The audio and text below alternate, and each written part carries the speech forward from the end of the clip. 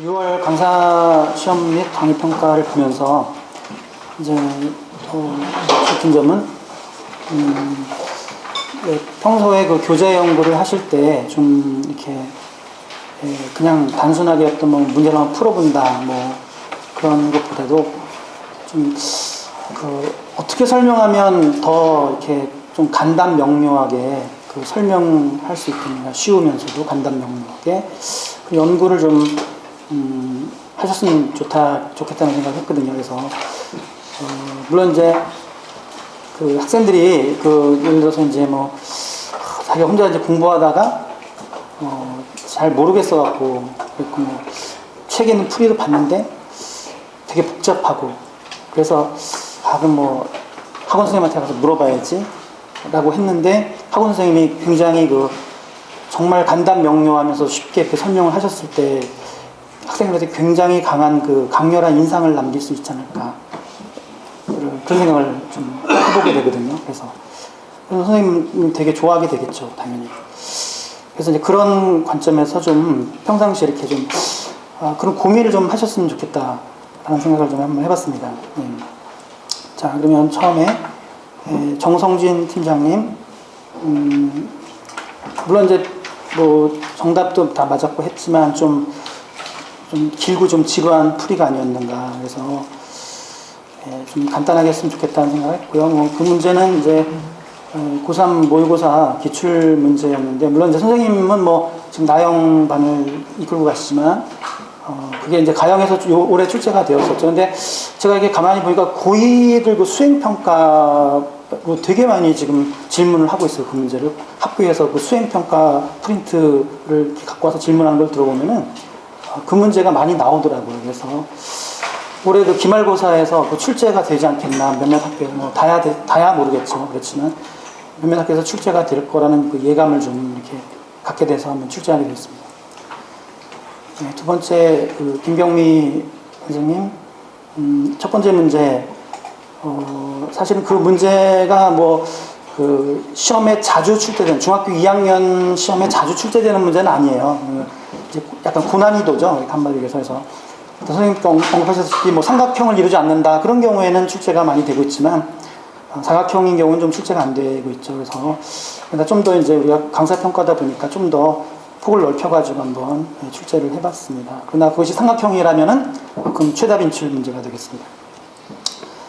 두 번째 문제, 통계 파트인데, 이번에 통계가 상당히 좀 고민스러웠어요. 통계가 3학년 1학기와 2학기에 딱 걸쳐 있거든요. 그래서 어떤 학교는 이번에 시험 범위고, 어떤 학교는 아니고, 그래서 상당히 좀 애매한 부분이 있었는데, 그래서 하여간에, 그래서 선생님께서 여러 가지 통계에 대한 개념 정립이 가령 중앙값이라든가 최빈값이라든가 하는 그런 것들에 대한 정확한 개념 정립이 되어 있는가를 좀 이렇게 묻고 싶었습니다. 그래서 좀 조금 아쉬웠어요. 그 부분에 대해서. 그래서 정확히 좀 해주시고, 그리고 또 문제를 이렇게 그때도 지적했다시피 좀 문제 조건을 최대한 활용해서 전체적인 그림을 그렸으면은 간결한 풀이와 쉬운 풀이가 나올 텐데, 그냥 그러지 못하고 그냥 하나하나 그냥 이렇게 적용해 나가다 보니까 전체적인 그림이 없다 보니까 어렵게 보이고 자꾸 불필요한 풀이가 나오고 그런 좀 아쉬움이 있었고요. 그리고 그 문제는 만약에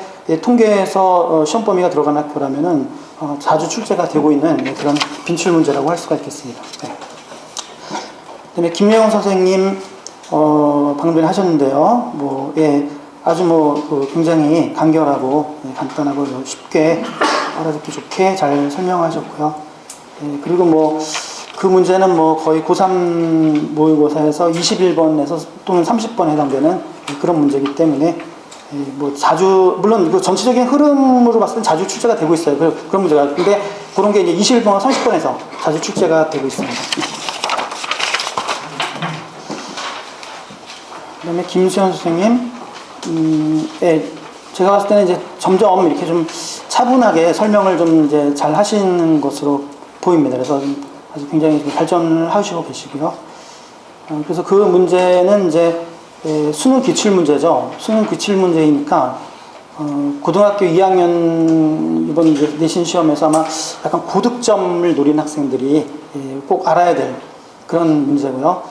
네, 그래서 지난달보다 좀 많이 좋아지셨습니다. 그 다음에 양건호 선생님, 역시 그 점점 여유가 많아지시고, 점점 발전하시고 계시는데요.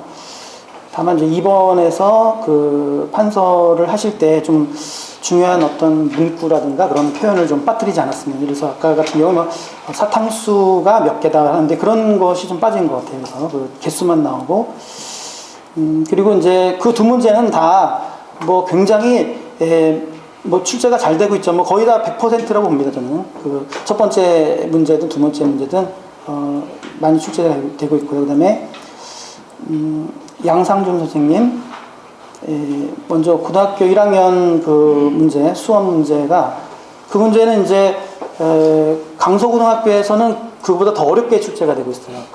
강서고에서는요, 그 문제는. 그래서 그런 류의 문제는 좀 선생님께서 학교에서 좀 이번에 어려운 거 하면 내야겠다라고 할 때 자주 출제가 되는 문제입니다. 그래서 고득점 문제고, 풀이가 좀 간결했으면 더 좋았지 않았을까라는 생각을 했고요. 평상시에 좀 그런 교재 연구를 하시기 바라겠습니다. 그다음에 이번 문제도 센 수학에서 선생님이 갖고 계시는 센 수학에 있는 C타입의 문제인데요. 그 문제는 그 고3 모의고사에서 그 자주 출제가 되고 있는 그런 이제 유형의 문제죠. 그래서 그러다 보니까 이제 요새는 학교 시험도 그 모의고사에서 많이 출제를 하고 있죠. 그래서 그런 모의고사 기출 문제도 좀 많이 풀어보시고, 또 교재 연구도 좀 더 꼼꼼하게 좀 하셨으면 좋겠습니다. 이효준 선생님,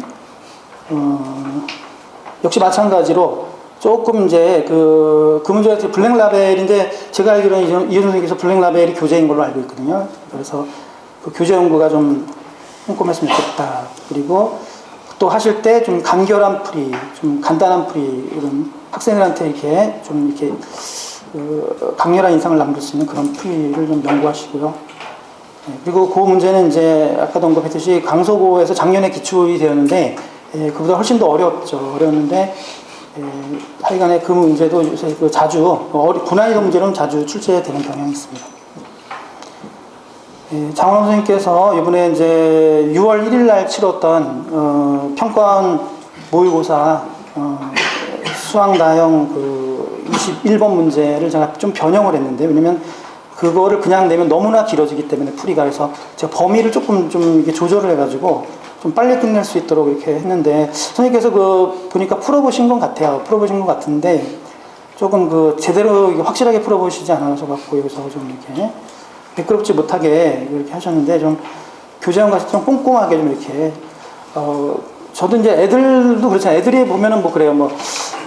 이거 뭐 풀 때마다 안 풀려요. 뭐 그러는데, 풀리다가 또 다음에 풀면 안 풀리고, 계속해서 풀어보라 그래요. 계속해서. 예. 될 때까지 풀어보라. 이게 반복해서. 그러면 결국은 또 되게 돼 있죠. 그래서 그런 어려운 문제를 자꾸만 풀어봐서 이렇게. 이제 선생님, 학생이랑 마찬가지겠죠. 자꾸 풀어보셔가지고, 학생들한테 매끄럽게 강의해 주시고요. 그래서,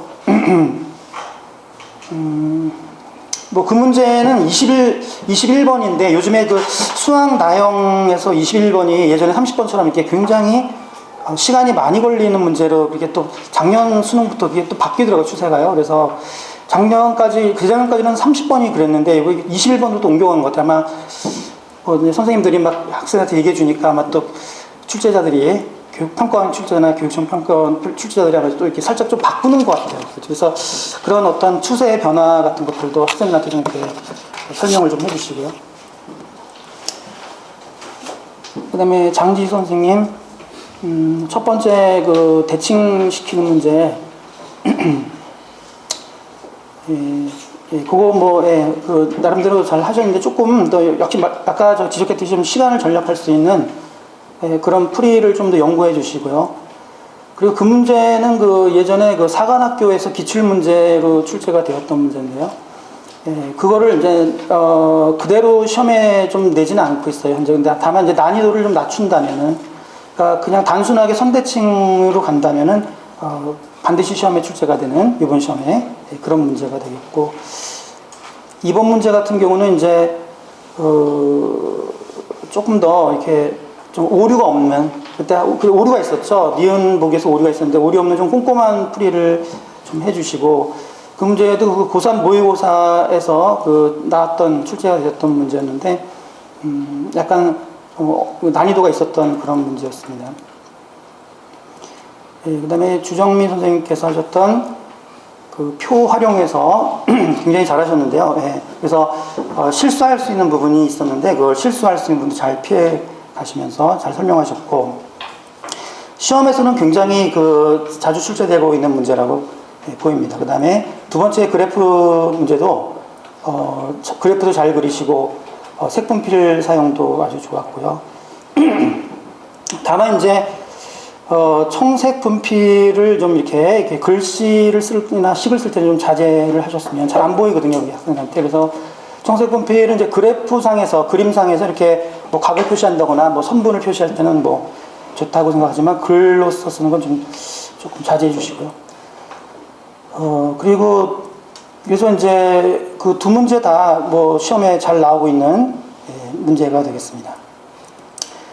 그 다음에 차영환 선생님, 1번 문제가 그 이제 삼각형의 어떤 변의 길이에 대한 조건에 대한 그 문제였는데, 그때도 지적했다시피 좀 더 간결하게 이렇게 시간을 절약할 수 있는 풀이를 학생들한테 이렇게 전달해 주시고요.